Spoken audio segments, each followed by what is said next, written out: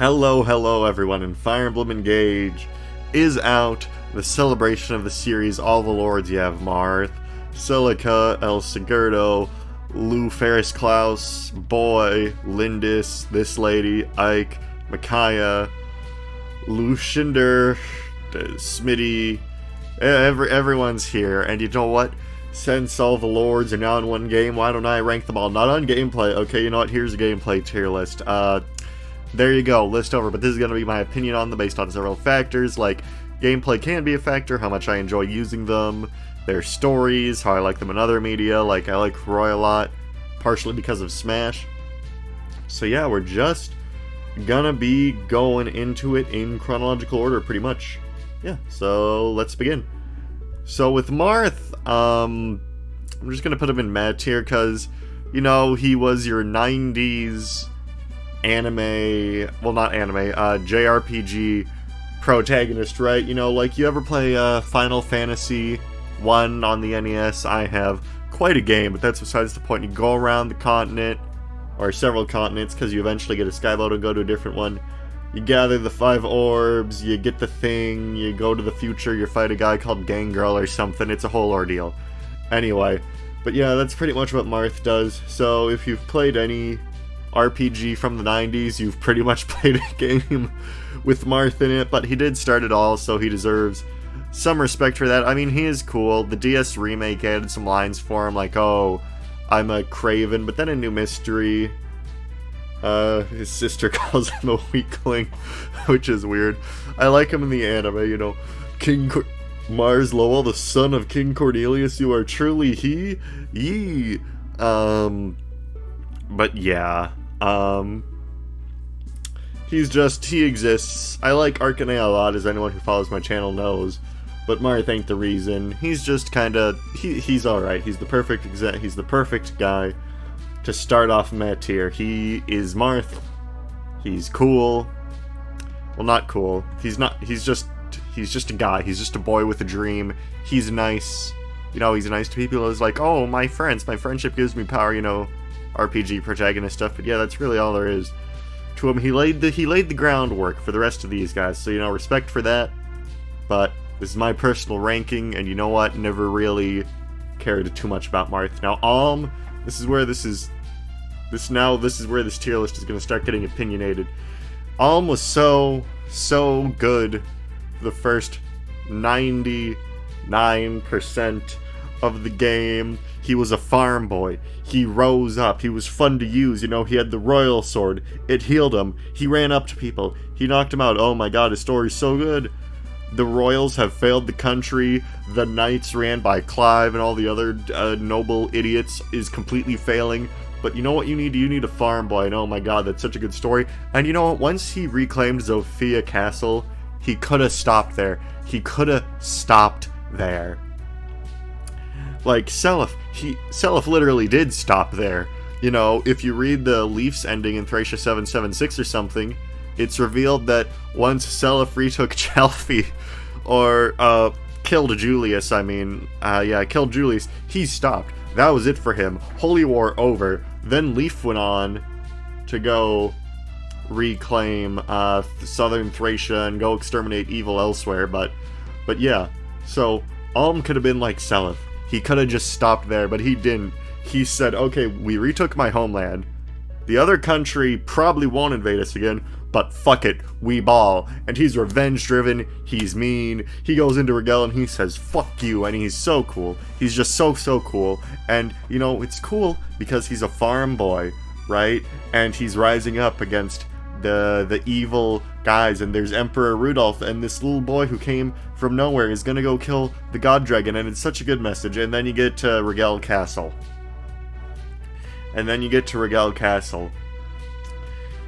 And he says, and Rudolph says, Alm, you are my son, and oh no, the morals, the theming of the game, oh nope, completely destroyed.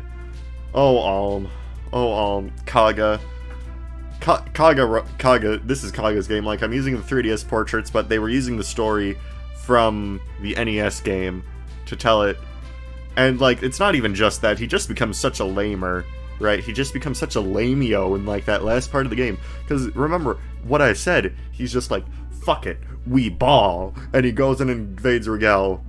And then when Berkut burns his girlfriend alive, again, last like 1% of the game, burns his girlfriend alive, turns her into a stand, and then he's just like, wait guys, we should forgive Berkut. And this is after like the entire second half of the game where he's like, fuck it, we ball. Go invade Rigel. But no, this guy who just literally burned his girlfriend alive, let's give him his 20-second long redemption arc. And like him being a royal just completely ruins the theme of the game. Kaga, we could have had it all. Kaga, you were this close. You guys can't see my fingers, but you can visualize it in your mind. Use your mind's eye right now to visualize how close my fingers are. Kaga, you were this close. We could have had it all. Obviously, Berkut wasn't in the original, but the royal thing still is, and that's just really stupid. But for the time we spent together where you were cool, I'm gonna put you in you cool, but I feel like when I'm done with this, he's gonna be at the bottom of you cool, because at the end of the game, everything just completely collapses in on, and he's so cool, guys, he's so cool. The way he tosses aside his shield before he, like, plunges it into Duma's forehead, does a little jump lunge, everything, his relationship with Tobin and Gray, his gameplay is fun, he's just so cool, you guys, he's so cool, but he's just so dumb.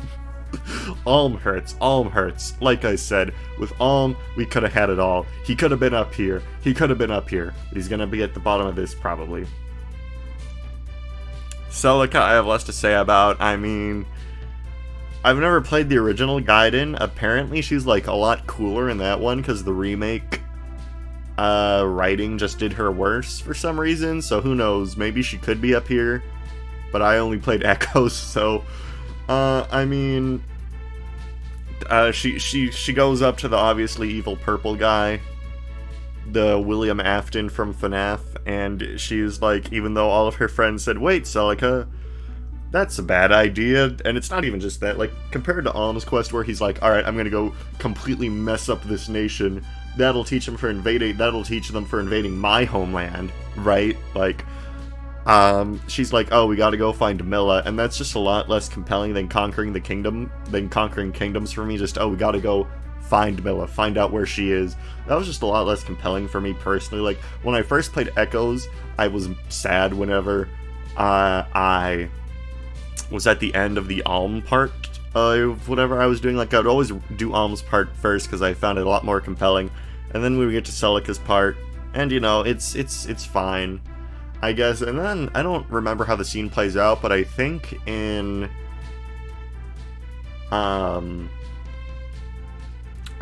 the castle reunion when they first reunite, she gets mad at Alm over something really stupid.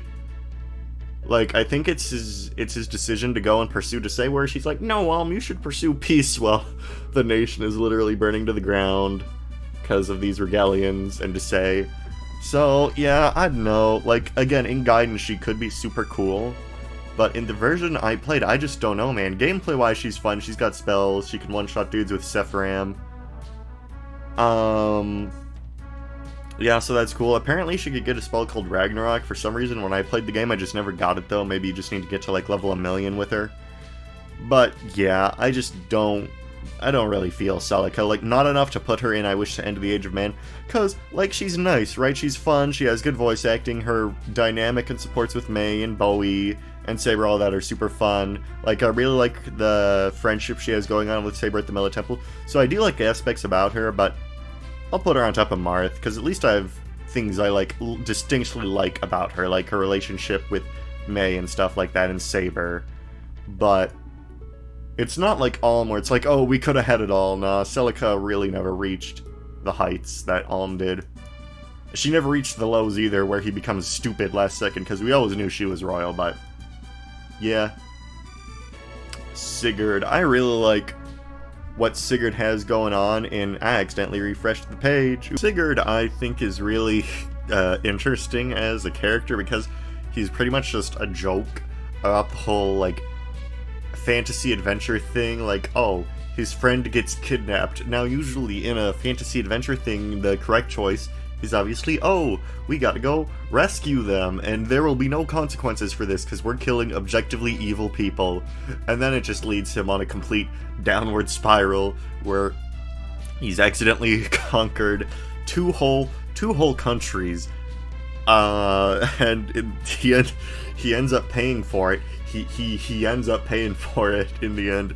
So I just think that's a really interesting way to take a character, like, make the most basic fantasy adventure man you can find. Like, he talks about knights, he talks about chivalry, like, he's literally the most basic man you could find. Love at first sight, he literally sees a princess and he's like, oh, princess, we should get married, and then they do.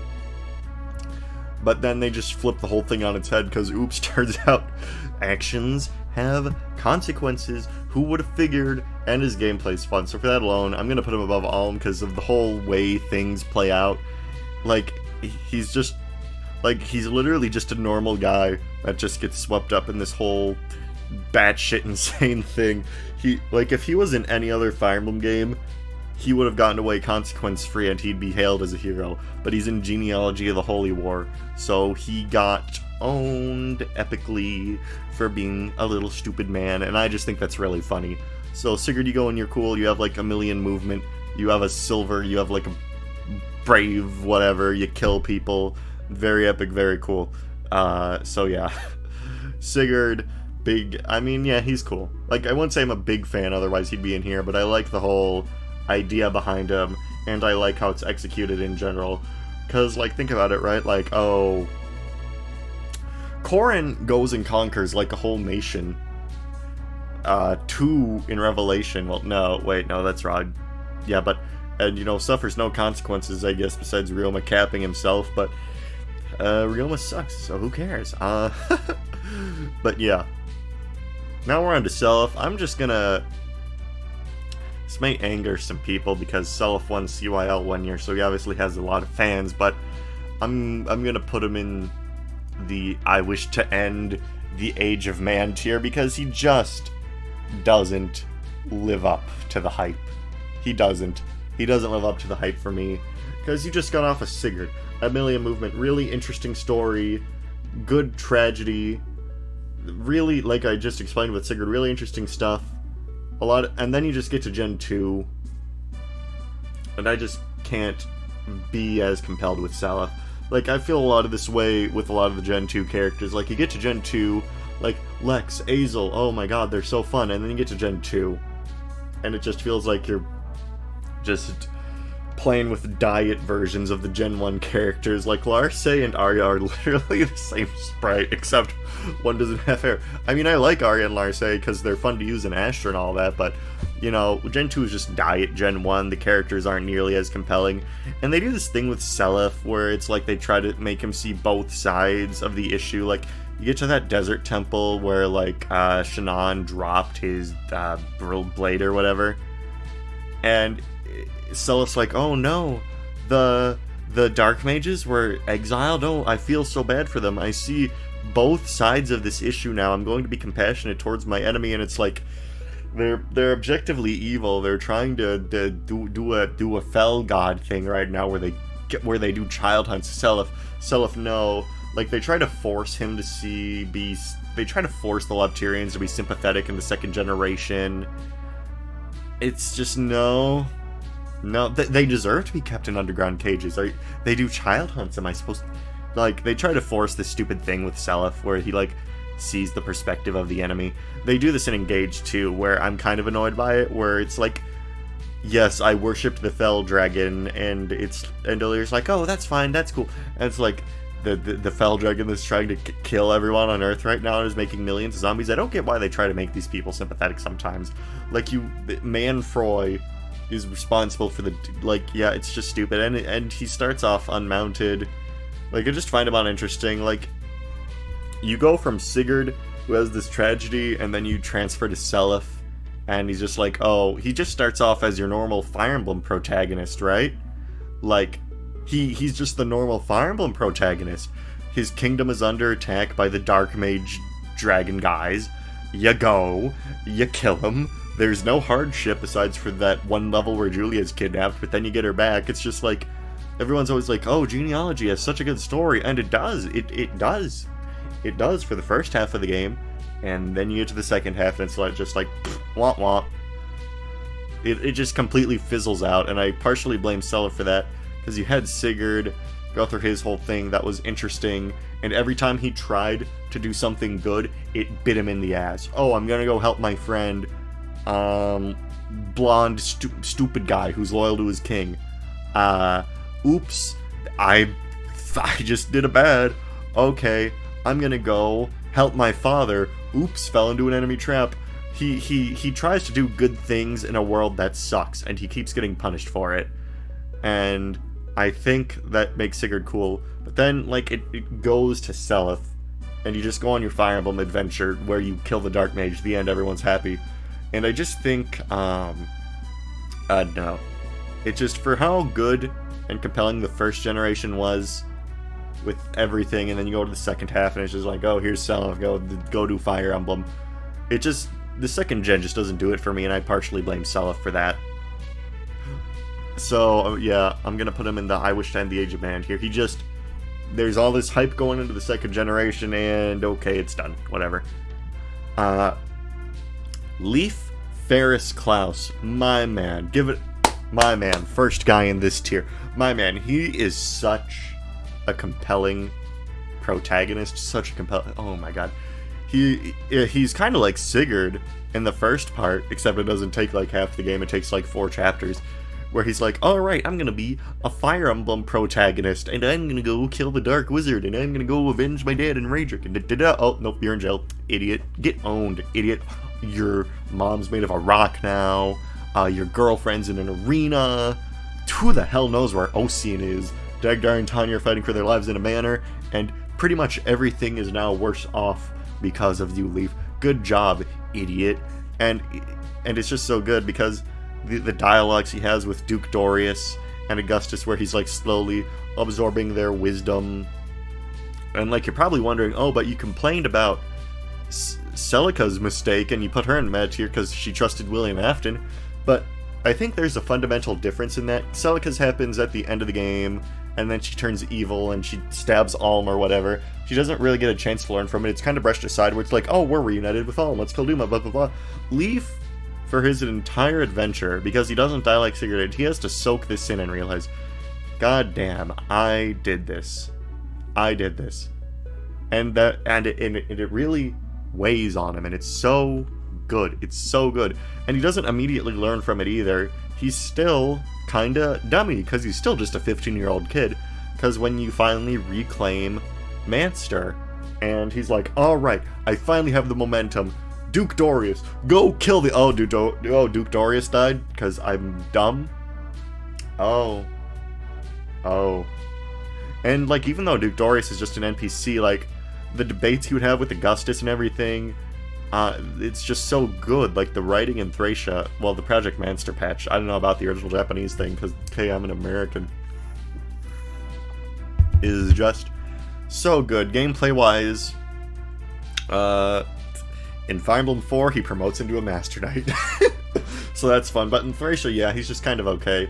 The Light Brand is a good way to start off the game, because it's a 1-2 range sword. You're going to want to use that in the prison arc a lot, because it's one of the ways to do damage in that. And eventually, he becomes a really fun support unit, because he, like, supports pretty much everyone, gives them a 10% AVO boost, and you can pair that with the Kingmaker, and now everyone in your army is a dodge tank as long as Leif is nearby. So that's fun. His promotion doesn't really give him anything cool. Like, I think it's just a minor stat boost, and, like, he gains experience faster after the promotion or something like that. But yeah, and his showdown with Raedric, oh my god. Raedric, I watched your grandfather die. Your father's a failure. I outlived them, and I'll outlive you. And then Leif just runs up with the Bragi Blade, and he's like, he's just so good. He finally comes into his own, like, after Duke Dorius dies, he reunites with Seliph.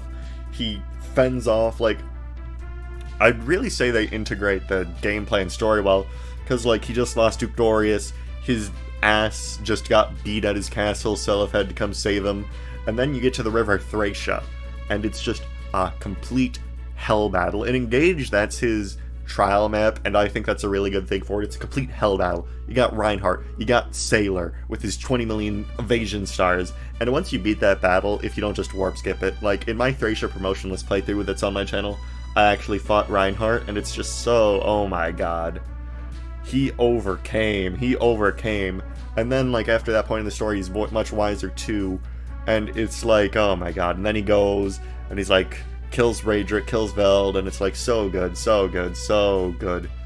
Like, I think they integrated the gameplay well there too, because at the lowest point in Leif's journey, Dorius died, castle ruined, Seliph had to bail his ass, you have to go through the River Thracia, where his grandfather died. So that is like the lowest point in Leif's life, and it's like the hardest chapter. And then he has to go, he overcomes it, he runs up, and then, like, after that, you just kill Raedric and Veld, and then, like, oh my god, the reunion with Ivel, oh my god, Leif is just chef's kiss. Bravo, Kaga. Bravo, Kaga. Oh my god, so good, so good, so good. Leif, Ferris, Klaus, Sage, Lord, oh my god. Like, Leif is just so... Ooh. Ooh. Ooh. Anyway, Roy's better than him. No, this is just me being silly, though, because I main him in Smash, and he's fun. He runs around, he goes, yeah. I actually think his gameplay is fun in Binding Blade, despite what people think, because you can use the Rapier a lot in the early chapters when you need to on hard mode, because on hard mode, Marcus ain't killing all those Cavaliers.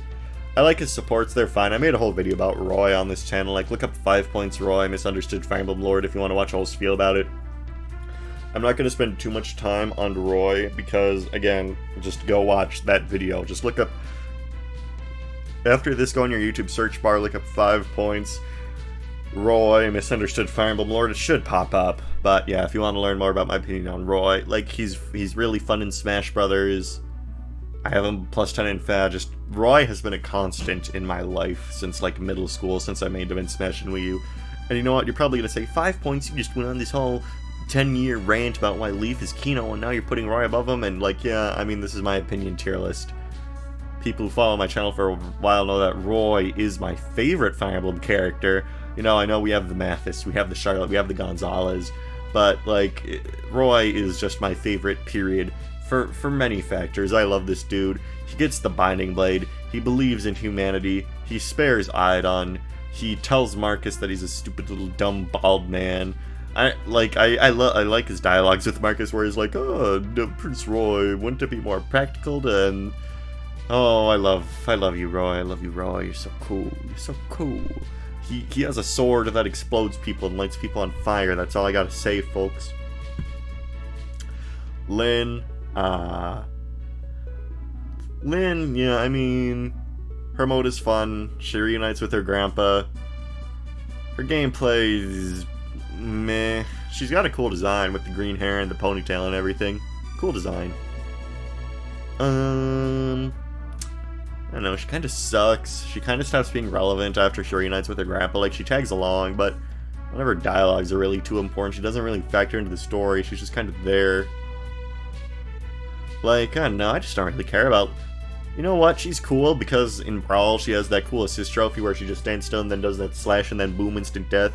That was my first exposure to Lynn, actually. I didn't know who she was as a child because I didn't know who the hell Fire Emblem was. But, you know... Yeah, I mean, she's cool. Elihood, Elihood in the Elihood. I like his romance with Ninian. Kinda sucks gameplay-wise. I don't really care about using him that much. He accidentally kills his girlfriend, which is kind of funny. He doesn't really have to face consequences for it, though, because Bramamon just brings him back to life. I don't really care about this guy, honestly. Like, I get that he's Roy's dad, but in Binding Blade, he's just a sickly old guy who appears for, like, 2 seconds. So, you know, whatever, dude. Like, I don't know. Whatever. I don't really care about him that much. Oh, ho, ho, ho. Ho, ho. Hector says, ho, ho, ho. Has psychic visions of the future of Roy dating Lelina. Tells Elihood to cut that shit out immediately. Psychic powers, Hector confirmed. Confirmed. It took a dragon to kill this man, Narcian, you cheating bastard. Hector walks up, says, oh ho ho, you know it's done. Slams his axe into your face. Blue hair, cool guy. Oh ho ho, oh ho, oh ho, oh ho. Brings his Armads to every Alton fair. Funniest shit in the world. Oh, I actually turned my Armads into a gun in my Fire Emblem Heroes alt. Hope you don't mind. That fucking shoots you to death. I love this dude. His relationship with Lelina is sweet, like in that one Halloween alt where he's holding her as like a baby. That's sweet. When he's done being a kid, he becomes a super cool old guy with a beard. And the Binding Blade remake, I hope they do more with Hector, because he's a super cool cat. I love this dude. You can't not love Hector. You can't not love Hector, you guys. I mean, come on.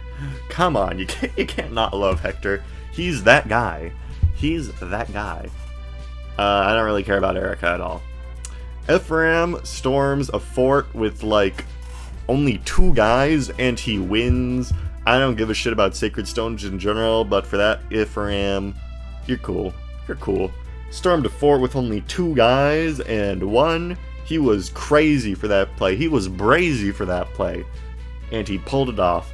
I don't know much about you, Ephraim. Never read any of your supports. Don't give a shit about your game. But you cool. You cool. I'm Ike of the Grail Mercenaries. Alright. Kino. Bravo, Kaga. I don't really need to tell you why Ike is good. You already know why Ike is good. Starts out as a mercenary. Doesn't care about any royal guys. His gameplay's good. 1-2 range Ragnell? Oh my god. He gets the Aether. He gets the Aether with the 1-2 range sword in both games. I'm counting Radiant Dawn and Path of Radiance for this. He walks into the Senate. And like Ike is okay, I'd say Ike is like the realist FE protagonist. You know, a lot of Leif's stuff is grounded in fantasy for it to work, but Ike's you could have kind of applied it to real life, kinda, because he walks into the Benjion Senate and they're just a bunch of rich fat dudes who are like, slavery is good, actually.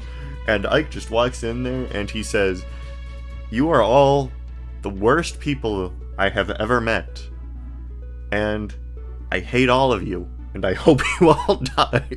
And he's just so real for that.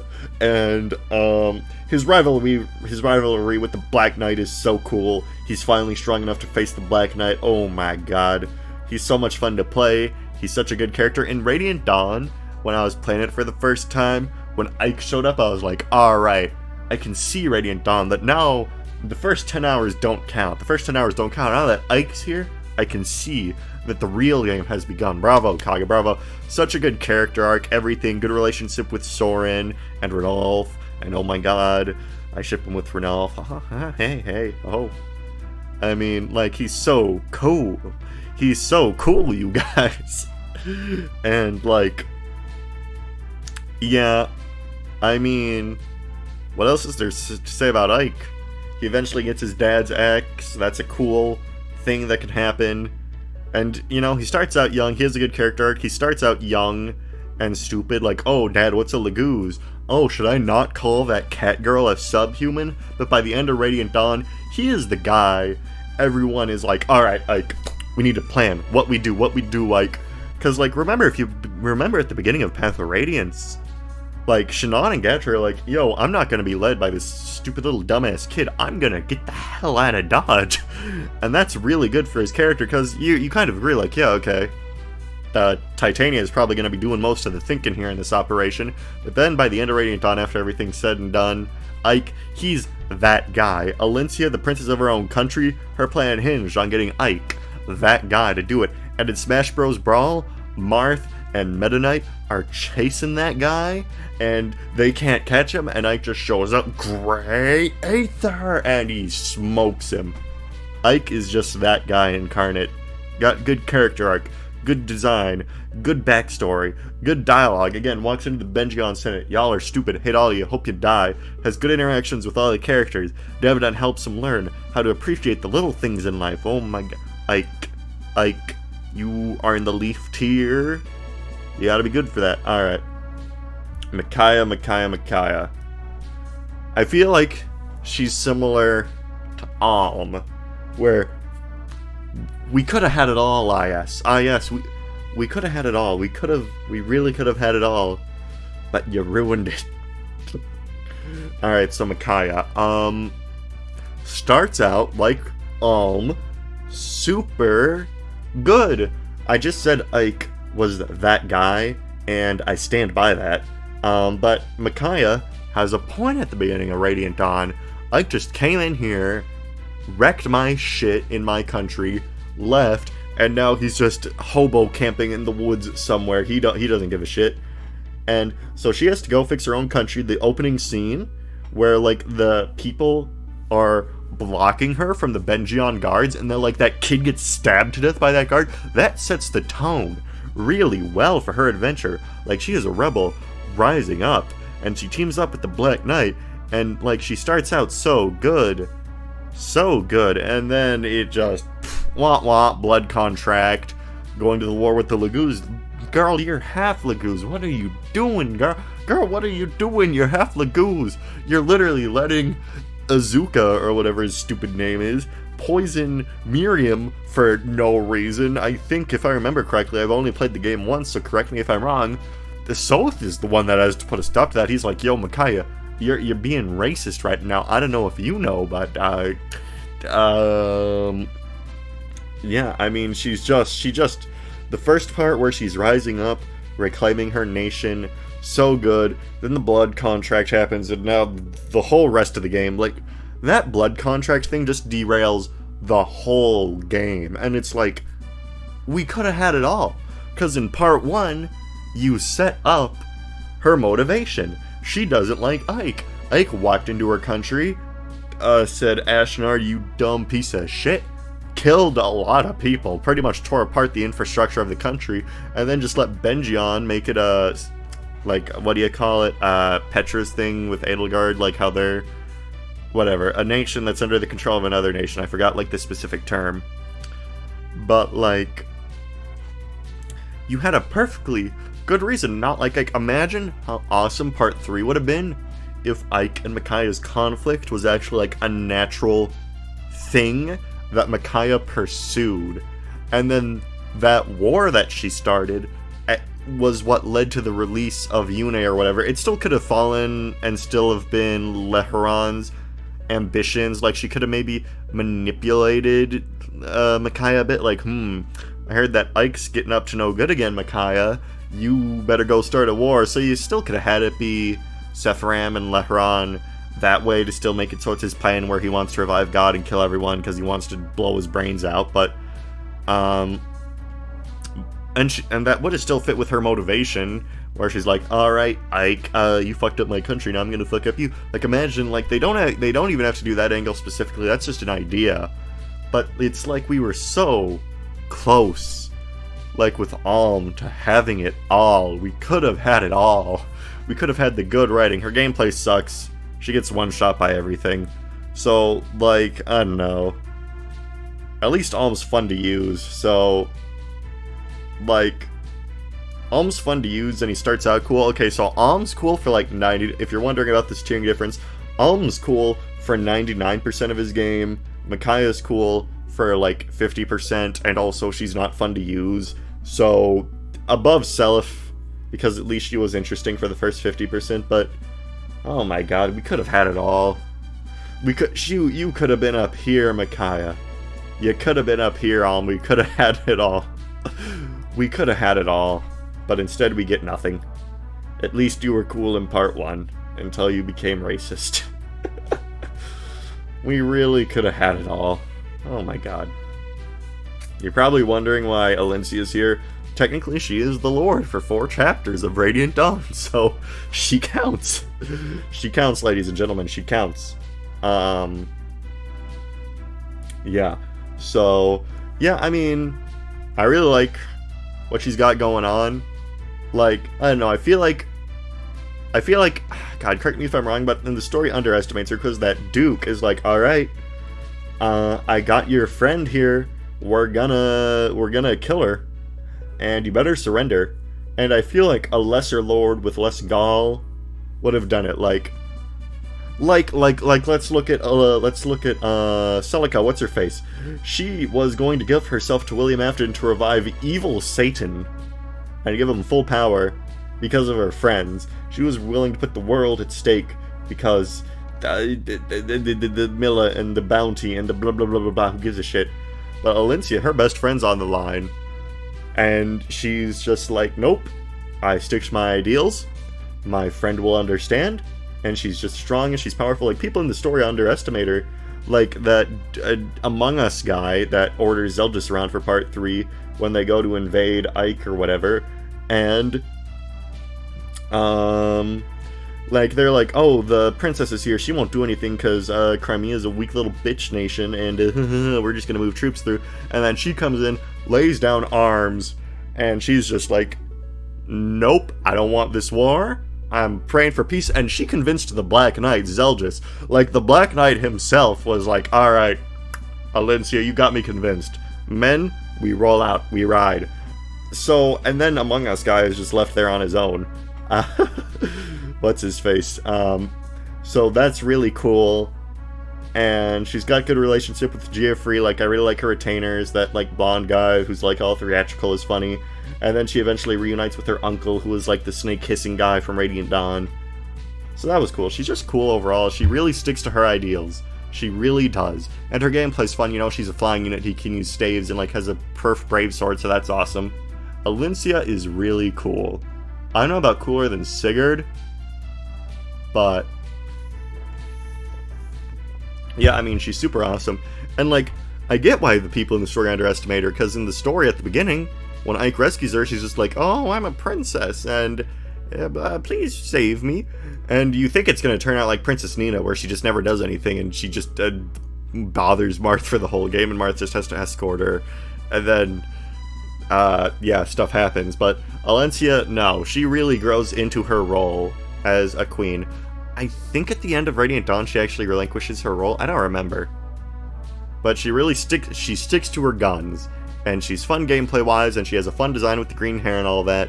And she rides Pegasus, and she's super cool. I don't know about cooler than Sigurd. But, like, honestly, I could see it going either way. They both have their likable aspects. I'd say Elencia is more unique than Sigurd, so maybe I'll put her above. You were only the Lord for 4 chapters, but goddamn, you left an impression. Alright. Robin. I know they get a lot of hate because of how people suck up to them. I mean, I think that Tharja stuff is annoying too, you know, right? That Tharja stuff, I think that's annoying too. But I like Robin. I like Robin a lot. I mean, you could say they're friendly with everyone, but I mean, the theme of the game is friendship, like, and you could say that's generic anime crap, whatever, but like, the end of the game, you get to the end game and everyone says, oh Robin, we've made all these bonds together. So, you know, I guess it makes sense for everyone to overly like Robin, because that's like the theme of the game, and they kind of have to prove themselves. Like, they are the tactician magician, you know, compared to another avatar, say Byleth, like, or Corrin. Like, oh, Corrin, like, at the beginning of the game, Yato statue flies into her hands. She didn't earn anything, but, and then she's dumb for the rest of the game. But with Robin, I feel like she really earns her role as the friend of everyone in the army, or he. I'm probably going to interchange he and she, because I have the girl sprite right here, because that's what I just downloaded off the wiki, but when I play as Robin, it's a guy. Yeah, and I feel like in the story they make such a big, awesome impact, because, like, they call them to the tactician magician, and that's true. That's true that they're the tactician magician, because when I was in middle school and I was playing Awakening for the first time, that shit with Basillo blew my mind. Like, Lucina came from the future, told Robin, oh, Basillo's gonna die here, and then they make a plan, pretend to be like, okay, we're just gonna pretend to ignore Lucina, but actually, Basillo, you're gonna survive, you're gonna have the Fire Emblem, and then Vulture's gonna be like, no, I have the Fire Emblem, and then when that scene when Basillo walked in, he's like, actually, I have the Fire Emblem. That shit blew my mind, and that was 100% Robin, and, like, Lucina helped with that, because obviously, with foresight of the future, Robin could make better tactics, but I really like that they are the tactician of the army, and they do a lot of cool stuff with that in the game, I feel. And I know everything with Chrom in the end, and id purpose, and da-da-da-da-da. Like, I know a lot of people don't like Robin, and they're fun gameplay-wise, too, obviously. They get a bunch of EXP, Gale Force, but, like, yeah, I don't know. I haven't read any of their supports in a while, since when I replay Awakening now, the rare times that I do. Awakening was my first Fire Emblem. When I replay the game, I don't really read supports. I don't remember a lot of them, but I remember in middle school liking them. Like, I thought they were fine, but I don't know, I just think Robin, with all the tactic stuff they do, is cool. I don't know above Sigurd, because Sigurd's whole thing is just super interesting. But yeah, Robin's cool. I like him and her a lot because they can't have two genders. And no, everything about the game, I like Robin. I like Robin. They're cool. They're cool. Like I said, like I thought Robin was super cool in middle school because that shit with Priscilla blew my mind. Like, oh my god, Robin, you're playing 5D chess and Walter's out here playing checkers. Oh my god. So yeah, they definitely earned the name Tactician Magician, and the time to tip the scales line, iconic. You gotta love Robin. I know a lot of people don't because Avatar or whatever, but like, whatever, who cares? Oh god, I just realized I forgot to put Chris on this. Nah, well, who gives a shit? Cromboni.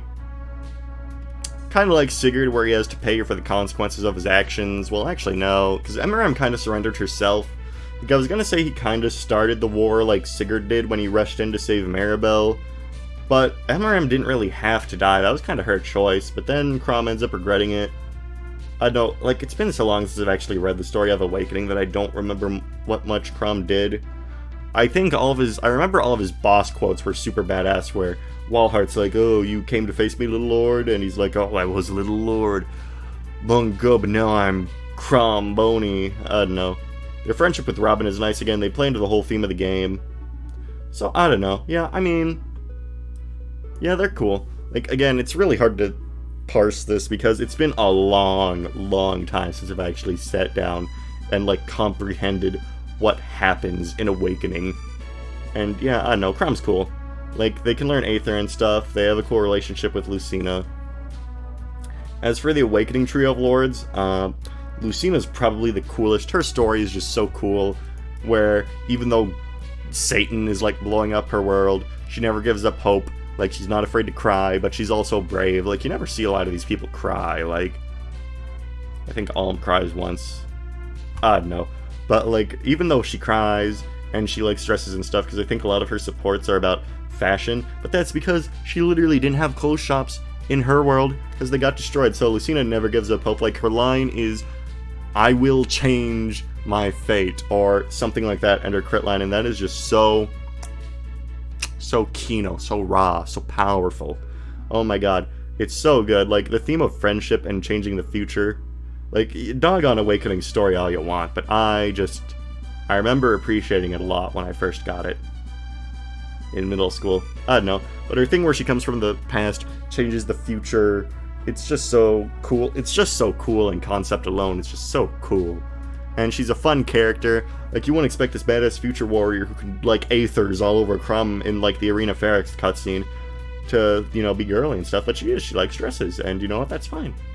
You know, she doesn't have to be a super badass all the time, because she came from a ruined world, and goddammit, she deserves happiness. She deserves happiness. You know what? I don't think I'm gonna put her in Bravo Kaga, because I don't remember her gameplay being too fire. Because, like, I don't know, like, by the time you get her, I just think she's just the same class as Chrom, and that's not really too interesting. Yeah, I don't really think her gameplay's all that good, so I'm not gonna put her in Bravo Kaga or anything, but, like, yeah, and in Smash, she's kind of boring. She's just Marth without the gimmick, and she's just boring to fight. Like, two of my friends play Lucina super well, and they always beat me, so, you know what, fuck you, Austin. Lucina goes down here. Nah, it's fine, she's cool. But in Smash, she's just kind of boring. Yep. Alright, so that's Lucina. She's cool. Super badass future warrior. You love to see it. But her gameplay could be better. If she had, like, fire gameplay and stuff, she'd be up here. But, yeah, she's just Chrom 2, kinda. And then we got Corrin. Corrin.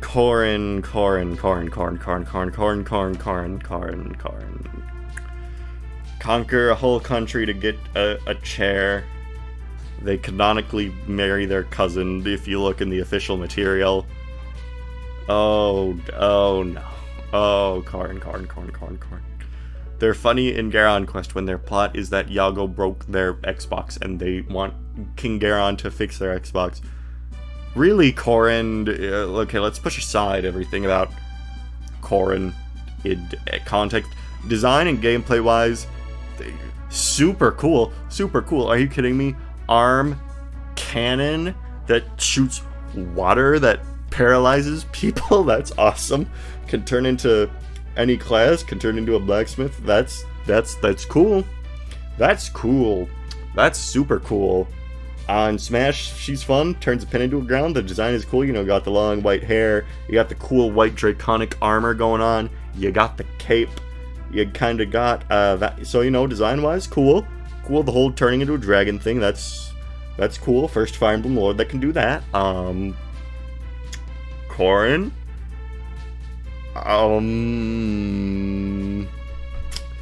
Is cool, I think, because if you... Okay, so in Fire Emblem Fates, if you skip all of the cutscenes, she's cool. And, you know, I guess you could say that for every game, but, you know, that's not true, because if you skip all the cutscenes in...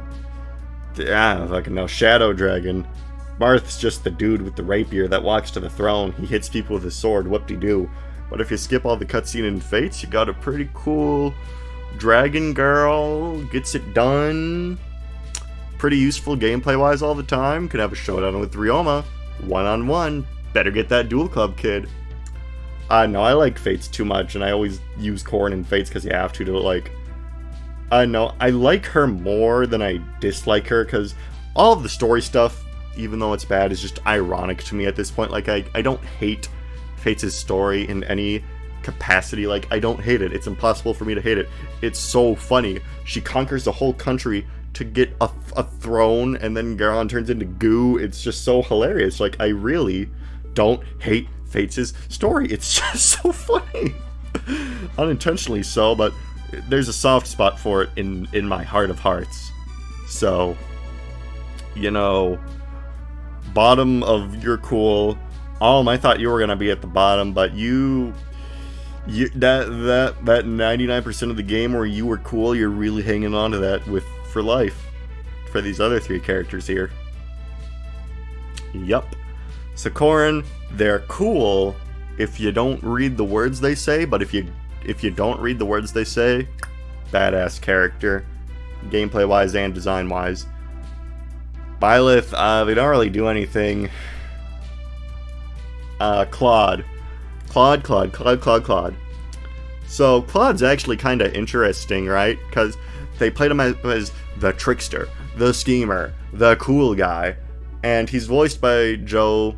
So Joe Vija, super cool voice, really encapsulates the personality really, really well. So it's just fun to be around Claude, but he doesn't really... His story in Three Houses is just kind of whatever, you know? Like, he's the schemer, but Hilda comes up with the only scheme in the game. Oh, he wants to reunite Elmira and Foldland so they can become allied nations and do trade and stuff. But then, what's-his-face, Gomer, Claude's retainer, only shows up for like one chapter. So it's like, what even is the conflict with Elmira? Like, you have that one paralogue with Hilda, and it's like, cool. Like, Claude in Three Houses, it's just like he's second fiddle to whatever the hell these other two idiots got going on. So it's just kind of hard to get into him in Three Houses. Like, I was expecting him to be my favorite lord in Three Houses, and it's just kind of... He just kind of fell off for me. Like, I really wanted to like him, but when all was said and done, Lysithea was my favorite character in that game because she had her own thing going on, and Claude just kind of, like, he fought Nemesis, but what did Claude really have to do with Nemesis? That was just kind of, oh, we got Nemesis, and Ray needs to do something, I don't fucking know. But then in Three Hopes comes out, and it's like, okay, now Claude's actually cool. He's got that beard in Three Hopes. He's got that partial beard going on, cool. Claude's time skip design is just super cool, both versions. That dragon, that outfit he wears, super cool, fun gameplay-wise. You got the Fallen Star, you got the Fail Not. Super awesome gameplay-wise. But in Three Hopes, the vision actually comes to pass, because, like, okay, you actually see Elmira, you see his brother, you see what his conflict is, you see his schemes, because, oh, he sets that Imperial General up, and to die, so Claude could come out victorious. Oh, it bites him in the ass, because Ladvadzia, or whatever her name is, now wants revenge on Claude. Oh, they're a conflict with his friends, because it's like, oh my god, Claude, you're scheming. It's fucking us up, because Ladvadzia just came to get revenge on us. Claude, the hell? So it's like, he becomes a billion million times more interesting in Three Hopes, and if that was in Three Houses in the first place, that would have been so good. So they kind of retroactively made him a lot cooler. But, yeah. Like, he ends up being cool, I guess. Like, if I'm counting Radiant Dawn and Path of Radiance for Ike and Elencia, I guess I should count Three Hopes for Claude. He does end up being cool. Like, I really liked everything he did in Three Hopes. Like, I have established the Galactic Senate, and now I am the First Empire. Like, he's just such a tricky bastard in that game, and it's so compelling. And his thing with Shahid. Like, I wish Shahid lasted a little longer. Like, they have 2 confrontations, and Claude just kind of shoots him to death.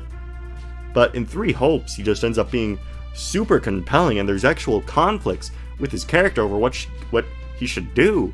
But the game itself kind of cuts him short, honestly, because, like, his whole thing, like, he could have had a thing with Dimitri, like, oh, should I conquer it, should I not? But then Twisted just kind of ends up making that decision for him when they come back and just ruin his town, so then he's forced to retreat, and it's like, man, I should have let that play out, honestly. But yeah, like, he kind of ends up being above Sigurd for me, because like I said, Sigurd's whole thing is that he's a basic fantasy hero who kind of ends up getting bitten in the ass for all of his good deeds, and that's kind of what makes him interesting. But like, character-wise, not too interesting himself. Like, these guys up here are, like, actually interesting character-wise outside of the consequences of their actions. And Claude just ends up being super compelling in Three Hopes. But, yeah, cool stuff. Oh, I forgot to put Shez up here. Shez is in your cool, probably around the Sigurd area. Shez was super fun to play with. And, their dynamic with Arvel was fun. Byleth never spoke, so they couldn't really have a dynamic with Sothis, but Arvel, 2 rock for brains trying to figure out how to overcome things. That was fun. So yeah, Arvel or Shez would probably just be around here, honestly. Dimitri, I don't really care. Like, yeah, he says kill every last one of them. That's cool, but like, his depression arc just is kind of whatever. He's just like, oh, I'm depressed because the guy got stabbed, and Dedu got anally probed, and Rodrigue got owned, and then Byleth touches his hand, and it's like, oh, donezo, that's done. Like, you know, they could have built up to it more, and gameplay-wise, super annoying, because for all that time he is depressed, you can't train him in jack shit, so he kind of falls behind, so that's annoying. But, like, he's kind of cool, you know, he's got the eye patch, he's got the cool design going on. Like, I'll put him at the top of meh. Like, he just has so many uncool things going for him, but there are the cool things that shine through, so I'll put him at the top of meh. Like, I think his character arc gets resolved too quickly. I didn't play him in Three Hopes, but he kind of looks lame in Three Hopes, honestly. Like, I only did Golden Deer in Three Hopes. I only wanted to play that game once. But yeah, I mean, you know, I know. Oh, also, yeah, no, I wish to end the Age of Man. When I was playing Fire Emblem Heroes, I was doing PvP with Vark, and I wanted my Charlotte to one-round his Dimitri, which was like the brave one, but he was too fast, and then he also had that true defense reduction, and then that made me sad, because well, not sad, like, oh, I'm depressed, but that made me go, I don't know about that one game. Even with Weapon Triangle Advantage and Charlotte's true damage, could not penetrate Dimitri. And you know what? Fair PvP, this is why Dimitri is in the I wish to end the Age of Man tier, but without Fair he'd be here, so let's just leave him here. Edelgard.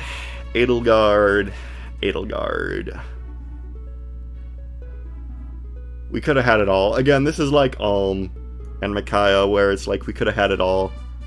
We could have had it all. But then they just... Three Houses would have been so good if the ones who slither in the dark weren't in it. Which I know is contradictory of me, because they're the reason why Cynthia is the way she is, but like... I don't know, she's just so dumb. Oh, these people gave me crest cancer at the age of 5, but I'm actually going to ally with them and target Rhea, who actually also wants to kill Twisted. And it's like, I know she wants to beat Rhea because she instituted the Crest Society, and if crests weren't valued, Twisted probably would have never given her crests or something, but it's just so backwards. And then, like, you could have had an interesting part with her in the Black Eagle Strike Force, because in the other 3 routes, she's the antagonist, so it's like, okay, Now let's play the route where we play as the antagonist. Let's see her perspective. This could be super interesting, but you could just tell that whole part was rushed. You could just tell that whole part was just completely rushed. Like, oh, we're the Black Eagle Strike Force, and now this is completely non-serious, and now we're just a funny high school gang again. Like, and then, like, her obsession with the professor makes no sense in Golden Deer. Like, in Golden Deer, she's like, oh, I just wanted to walk with you when you kill her, when you never really interact with her at all in Golden Deer. It's kind of stupid. And then, like, her gameplay's fun with the Gale Force Axe stuff. Her design's cool with the Emperor and stuff and the white hair. And, you know, you got the Gale Force stuff, but she's just so dumb. She walks up to Dimitri, says, why must you continue to reconquer? Why must you continue to kill in retaliation? And it's like, oh my god, dude, really? Really? Oh my god. That entire Black Eagles route is just so dumb. It's just so dumb. Honestly, I blame the writers for this more than Edelgard herself, because you can obviously tell that part was rushed. Like, 18 chapters, no cutscenes, like that but it still impacts her as a character, and it's just so stupid. Really. Like, in the route where she is the Lord, her entire thing is just so stupid. It's just so stupid. It's just so stupid, completely and utterly. She has good gameplay, and then she's just the worst final boss in the series. If you're watching my channel, you've probably seen that Fire Emblem final bosses or final level video where I go on like a 3-minute tangent about how much I fucking hate Fallen Edelgard. That still holds true. Worst, most annoying final boss in the series. 48 range. It's just like, dude, really? Come on. I hate Edelgard so much. Like, with how it was set up and how it was, it's like Alm and Michiah, where we could have had it all. We really could have had it all, but instead we got nothing. At least with Alm we got 99% of something, with Michiah we got 50% of something, with Edelgard we got an idea, and then we got 0% of that idea. I'm sorry, but being a funny Gale Force Axe person does not make up for how much I do not like Edelgard. Alright. And now Alear. Honestly, Alear's cool. Yeah, I haven't beaten the game yet, but she's so funny, right? She's just so funny. Like, Vander's like, oh, my lords, my brave and powerful dragon, we must fight them. And she's like, oh, no, let's run away.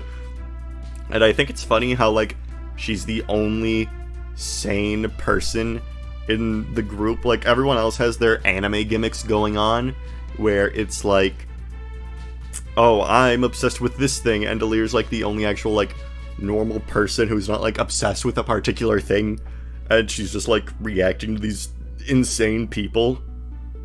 Like, Chloe's like, Divine One, I watch you while you're sleeping, and may I put a bed next to you with Chloe? And Alear's just like, whoa,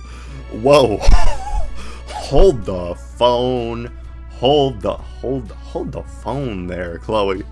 Like, and, like, she has to put up with the annoying Fram Clan Divine Dragon fan club, and she's just like, what's a fan club? Like, Alear is funny because she is the only sane person in a world filled with completely insane people, and she kind of has similar consequences to Sigurd, where it's like, I'm gonna take my emblem ring Marth, and I'm gonna go kill the Divine Dragon because I'm the anime hero here, and then she gets her ass beat, cheeks clapped, and then she learns her lesson, kind of like Leif does, and she's more careful in the future.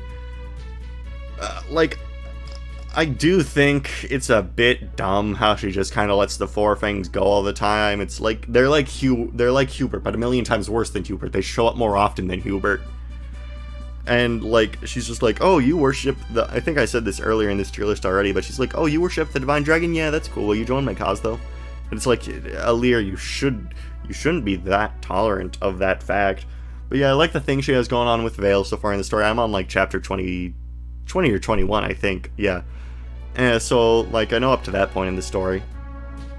She's just nice. She's nice to people. She helps them. She's funny.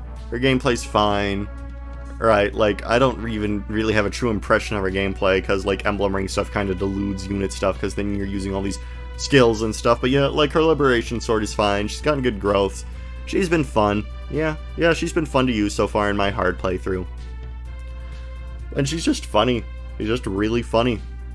Like, I think her thing where she's just like the only normal, well-rounded person. She's nice. She's nice to people. She has interests. She likes caring for others. She'll say funny things. She's kind of a dimwit sometimes. Yep. Kind of low IQ at points. And yeah, I just think she is funny, fun to use, cool design with the red-blue hair thing. I just think that's a cool design. It looked silly at first, but I've gotten used to it. I see Kaga's vision now, even though Kaga didn't work on this game. I see Kaga's vision. Yeah, I'm just having a good time with her so far in my playthrough. Of course, there's still... Okay, yeah, there is the avatar worship with the Divine One thing, but, like, in this game, she's literally God. Like, they didn't know Byleth was Jesus Christ until, like, halfway through the game, and even then, all the students sucked up to him. At least Alear is actually, like, the characters start out the game knowing she's Jesus Christ. And you know, if Jesus Christ came back alive today, wouldn't you kind of be like, oh, Jesus, I worship you, or like something, like, I don't know, I feel like it's more fair in this game, honestly, since they literally start out as the son of God, or like the daughter of God. And like, she's kind of humble about it. She's like, whoa, don't call me the Divine Dragon, I'm just your friend, I'm just your buddy. And you know, she's humble, I like that too. She doesn't put her power above people. She's just like, alright, in the Elchrist support, she's like, Elchrist, your life is not above mine. We're equals. Let's be friends. And no, I just think, you know what? Stuff like that, it's fun. It's nice. It makes me happy. Yeah, so that is my... You know, I'm just going to put you above Robin, honestly. No. Middle school nostalgia wins. So yeah, this is my Fire Emblem Lord tier list in the Bravo Kaga tier. Roy, Leif, Ike, Hector in the You Cool tier. We got Lucina, Elencia, Claude, Sigurd, Robin, Alear, You know what? Fuck you, Why are you royal-blooded? Chrom goes above you. Alright. Got Chrom, Ephraim, Corrin. Then in Meh, we got Dimitri, Lynn, Celica, Marth, Elihood from the Elihood. That guy, what's his face? Byleth. We got Eirika. And then in the I Wish to End the Age of Man tier, Michiah, Seliph, and Edelgard. And you know what? I just realized what all three of those characters have in common. Their missed potential. If they didn't miss their potential, there wouldn't even be a I Wish to End the Age of Man tier. Crazy, I know. And with that, ladies and gentlemen, this has been my Fire Emblem Lords tier list. Let me know what you think. And remember to like and subscribe if you like what you see. Bye-bye.